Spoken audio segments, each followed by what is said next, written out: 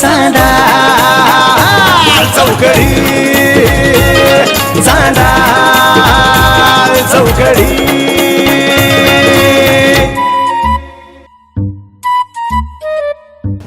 काटाचं उगाच काहीतरी निघायचं बाई.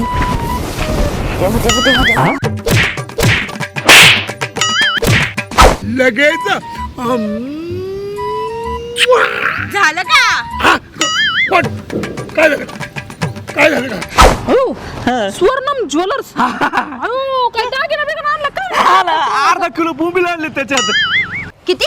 अर्धा किलो. अर्धा किलो आणायला लावले तुम्हाला बोंबील मी. अर्धा किलो सांगितले. किती सांगितलेले मी? पावशर बोलले होते ना. बारीक पोरगं होतं ते त्याला त्याची आई म्हणली पप्पी द्या मग मी पप्पी दिली. मग तुम्ही पोराचीच घेतली का पोराच्या आईची पप्पी घेतली? तुम्हाला सांगतो 2 वेळा माझ्या मुलाचं ऑपरेशन व्हायले. डॉक्टर तर आता म्हणला बाई तू जर सोडलं नाही ना तर तुझ्या डुंगा खालून कोंबडी जाईल.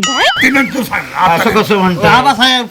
काय डुकरागत बसलाय तुम्ही? डुकर अहो पण ज्या अर्थी मी तुम्हाला पावशर बोंबील आणायला लावले तर तेवढेच आणायचे ना. तुम्हाला अर्धा किलो कोणी सांगितले?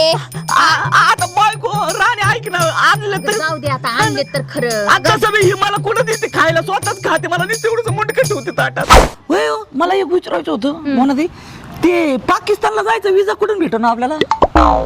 तुला पाकिस्तानला जायचंय का? नाही म्हणलं जरा बायकोला तिच्या माहेरी सोडून या बघ. अहो आबा 1 तास झालं फोन लावते तुम्हाला. 1 तास झालं तुमचा फोन बिझी आहे. माणूस याचा प्रेमात पडला ना सपना की असा त्याचा फोन बिझी लागत असतो. काय आबा? अगं असं तुमच्या तरुण पोरांचं असतं आमचं काय.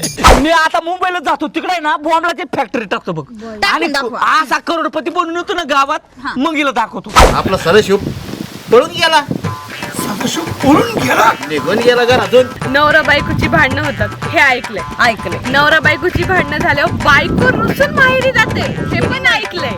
पण नवरा बायकोच्या भांडणात नवरा पहिल्यांदा रुसून जातोय. ही खबर 100% खरी. 100% खबर. आता राणी एकावाला मंजूर एकावाला निघाली खबर दिली. तुला कधी पाहिजे का काय मंजूर नको? जाणार होते ना तुम्ही मुंबईला, का नाही गेले? आज जाणार होतो मी पण तात्याने आडवलं म्हणून थांबलोय कळलं का?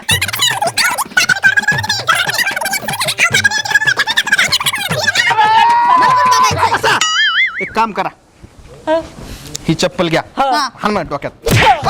चांदा चौकडी चांदा चौकडी.